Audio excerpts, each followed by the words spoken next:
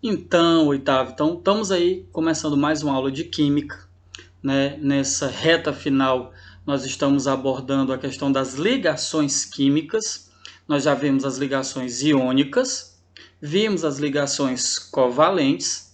Falta vermos ainda ligações metálicas, mas isso é um assunto mais para frente, é o assunto da nossa próxima semana. Então, turma, nós vimos que os elementos químicos, né, eles estão aí presentes na natureza. E para facilitar o estudo, né, das características, de como eles se comportam a determinada temperatura e etc., né, de uma forma geral, para facilitar o estudo desses elementos químicos, eles foram organizados em uma tabela chamada tabela periódica dos elementos químicos. Então nós vimos que a tabela periódica ela está organizada segundo alguns critérios. Dentre esses critérios é que os elementos químicos estão organizados na nossa tabela, né, no sentido crescente do seu número atômico. E nós vimos que número atômico é a quantidade de prótons presentes no núcleo do átomo. Certo? Nós vimos que o átomo tem 3 elementos fundamentais: prótons, nêutrons, esses dois formam o núcleo do átomo, e os elétrons, que estão presentes numa região do átomo chamada eletrosfera. Prótons e nêutrons são partículas fixas, já os elétrons são partículas móveis, eles ficam aí girando no entorno do núcleo. E aí, quando um elemento químico é encontrado na natureza, né, quando ele não está ligando-se a outros elementos, ele encontra-se num estado que a gente chama de estado neutro. O que seria isso? Ele não tem carga. Ou seja, para que um átomo não tenha carga, ele tem que ter quantidade de prótons e quantidade de elétrons iguais, já que os prótons representam a carga positiva do átomo e os elétrons representariam aí a sua carga negativa. Então, quando esses dois componentes estão em mesma quantidade, as cargas se anulam. E é justamente aí que está o interessante. Quando ocorre uma ligação iônica, né, o sal de cozinha, por exemplo, o NaCl, ele é um composto iônico, certo? Os dois elementos, o sódio e o cloro, unem-se, realizam uma ligação, mas essa ligação ocorre por meio de ligação iônica. Na ligação iônica, como nós já vimos, um elemento doa elétron enquanto o outro recebe. Então isso aí faz com que quantidade de prótons e quantidade de elétrons fique em quantidades diferentes, em valores diferentes. E o átomo acaba se tornando um íon. Por isso que o nome é ligação iônica, tá certo? Já no caso das ligações covalentes, que também podem ser chamadas de ligações moleculares, e aí um exemplo de uma substância, né, muito presente no nosso dia a dia, que é decorrente de uma ligação covalente ou ligação molecular, é a água. Então a química, turma, ela nos cerca. A química está na água que a gente bebe, está no ar que a gente respira. Falando aí mais para as meninas, está naquela parafernália toda ali de produtos de cosméticos, no shampoo, na maquiagem. Então, a química ela é extremamente cotidiana. E aí, o que é que eu vou querer revisar com vocês hoje? Nós vimos que os átomos, existe a regra do octeto. Né? Essa regra diz que um átomo, para alcançar estabilidade, ele precisa ter na sua camada de valência, certo? Porque a eletrosfera de um átomo ela é dividida em camadas, já já nós vamos ver isso. Então, a sua camada de valência, ou seja, a sua camada mais externa, precisa ter aí 8 elétrons. Só existem 2 elementos químicos que quebram a regra do octeto, que é o hélio, que é um gás nobre, e o hidrogênio. Tanto o hélio como o hidrogênio, para alcançarem a sua estabilidade, até porque por conta da quantidade de camadas que ele apresenta aí na sua eletrosfera, ele só possui uma camada, que é a camada K. e essa camada só suporta 2 elétrons. Tudo isso a gente vai revisar daqui a pouquinho. Então, os átomos ligam-se uns aos outros, com exceção dos gases nobres, esses não realizam ligações químicas.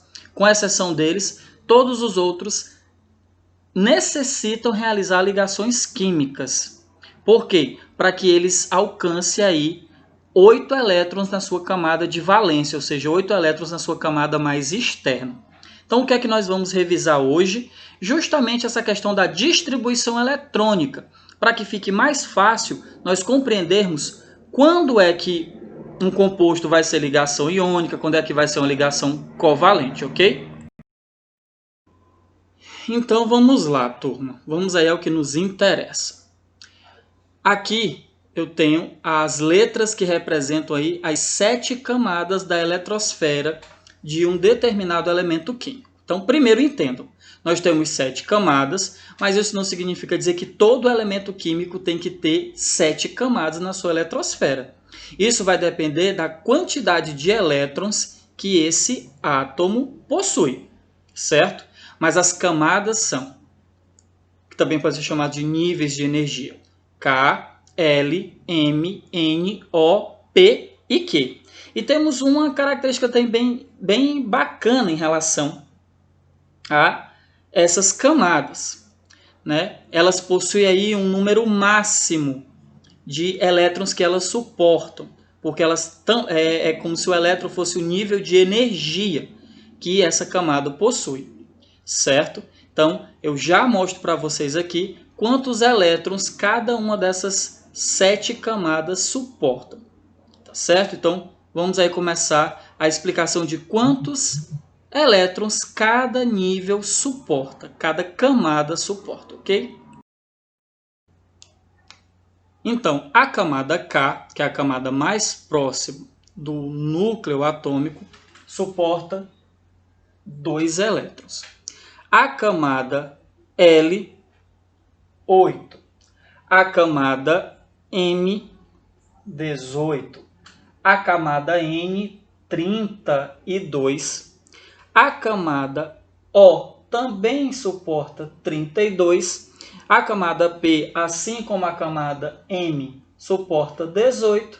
E a camada Q, que é a mais externa, também suporta aí 2 elétrons, ok? Então, turma, de acordo com essa configuração, nós realizamos a distribuição eletrônica. Essa distribuição eletrônica, quando compreendida, ela é muito útil aí nas ligações químicas, porque facilita nós compreendermos se o átomo tem uma tendência de receber ou de doar elétrons, ok?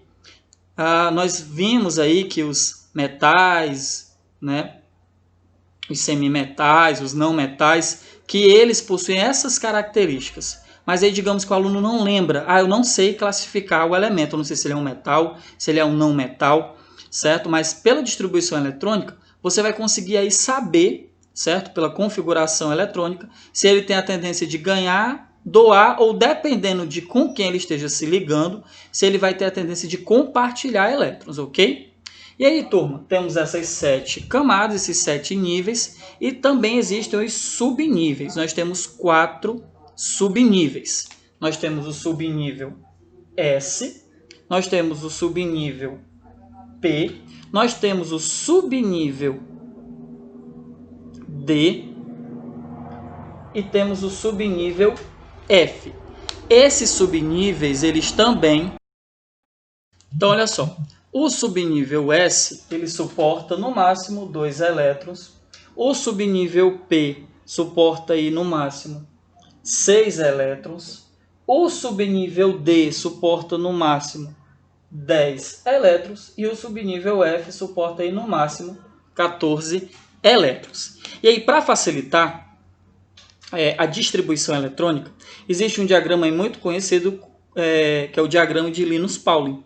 Então, ele é muito útil quando nós aí estamos desenvolvendo distribuição eletrônica. Então, lembrem-se, o objetivo da distribuição eletrônica é vocês observarem quantos elétrons nós temos na camada de valência. porque é isso aí que vai facilitar nós compreendermos se esse elemento químico vai ter a tendência de ganhar, receber ou, dependendo da situação, compartilhar elétrons. Então, eu vou reproduzir para vocês aqui o diagrama. Então, olha só. Vamos entender.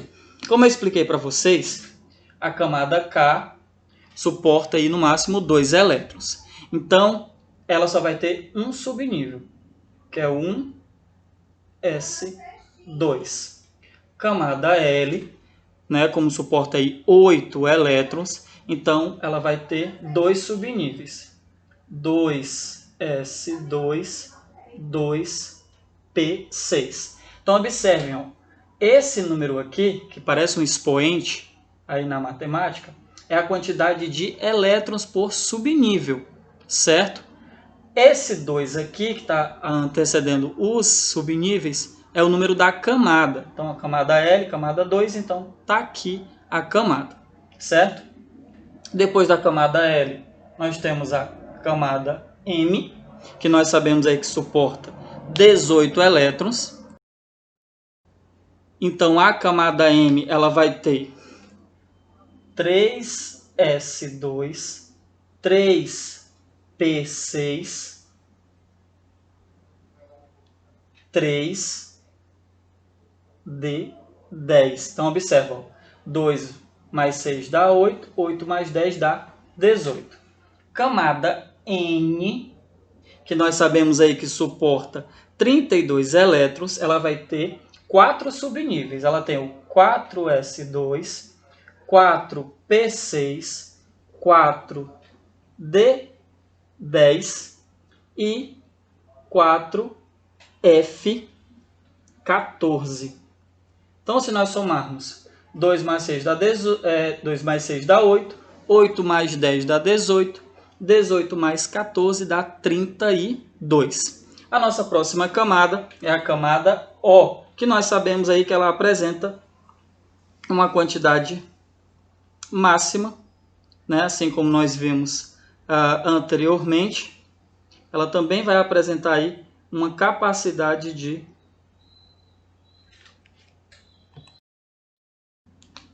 32 elétrons. Então, assim como a camada N, a camada O vai ter 5s2, 5p6, 5d10 e 5f14.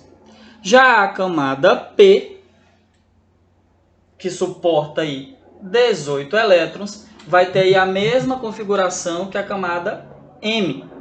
6s2, 6p6 e 6d10, certo? E finalmente a nossa camada Q, assim como a camada K, ela só suporta aí no máximo 2 elétrons, então ela só vai ter um subnível, que é o subnível S. Então fica 7s2. Então, por meio desse diagrama, turma, nós conseguimos aí estabelecer, certo, a distribuição eletrônica de um determinado elemento químico. E aí, turma, quando nós vamos realizar a distribuição eletrônica de um determinado elemento químico, nós temos que ir do subnível menos energético para o mais energético. Então, a sequência seria assim, ó. 1s2, 2s2, 2p6, 3s2, depois nós iríamos do 3s2, nós iríamos para o 3p6, do 3p6 nós iríamos para o 4s2, do 4s2 para o 3d10, do 3d10 nós iríamos para o 4p6, do 4p6 5s2, do 5s2 nós iríamos para o 4d10, depois 5p6, 6s2, do 6s2 nós iríamos para o 4f14, depois do 4f14 5d10, 6p6, 7s2, aí do 7s2 nós iríamos para o 5f14 e finalmente do 5f14 nós chegaríamos no 6d10. Então o 6d10 é o subnível mais energético e o menos energético é o 1s2. Então vamos agora aí realizar a distribuição eletrônica de um elemento químico que tem aí 26 elétrons. Então olha só.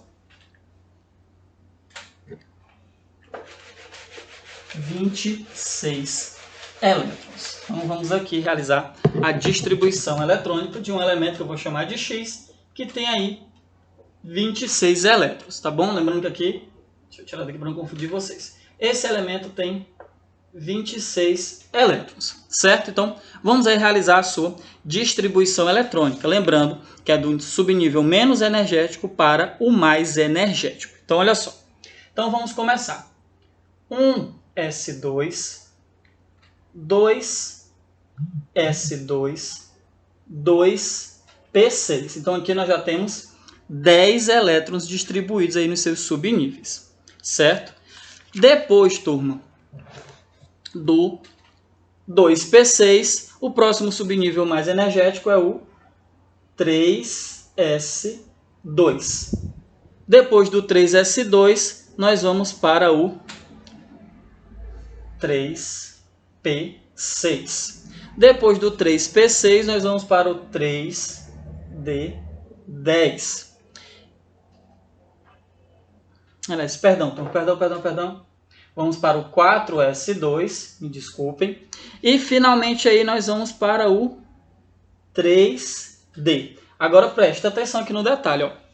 O subnível D, ele suporta aí no máximo 10 elétrons. Mas vamos verificar quantos elétrons já foram distribuídos. Então, ó, 2 mais 2, 4, mais 6, 10, 10 mais 2, 12, 12 mais 6, 18, 18 mais 2 dá 20. Para fechar os 26, aqui só falta 6, certo? Ah, professor, mas o D não suporta no máximo 10? Exatamente, no máximo. Então, isso significa dizer que ele pode ter menos elétrons do que a sua capacidade total. Então, agora vamos entender aí quem é a camada de valência. Então, olha só, turma. Aqui no 4s2, certo? Esse 4 aqui está se referindo à quarta camada, que a gente pode perceber aí que é a camada mais externa. Então, o 4s2 vai ser a nossa camada de valência, certo? E o subnível mais energético seria o 3d6, certo? Ele é o subnível mais energético. Agora vamos voltar aí para a história da camada de valência. Então, ó, observa que a camada mais externa tem 2 elétrons. Mas se vocês observarem, ó, a nossa camada mais externa, certo? Contendo aí esses 2 elétrons, significa dizer que, para ele alcançar o estado, né, de gás nobre, que é ter 8 elétrons na camada de valência, com exceção do gás hélio, ele precisaria ganhar mais 6 elétrons. Aí eu pergunto para vocês, turma, é mais fácil você perder 2 ou você ganhar 6?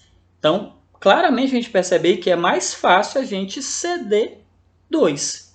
Então, a tendência desse nosso elemento químico aqui é ele perder 2 elétrons, por conta aí da sua camada de valência.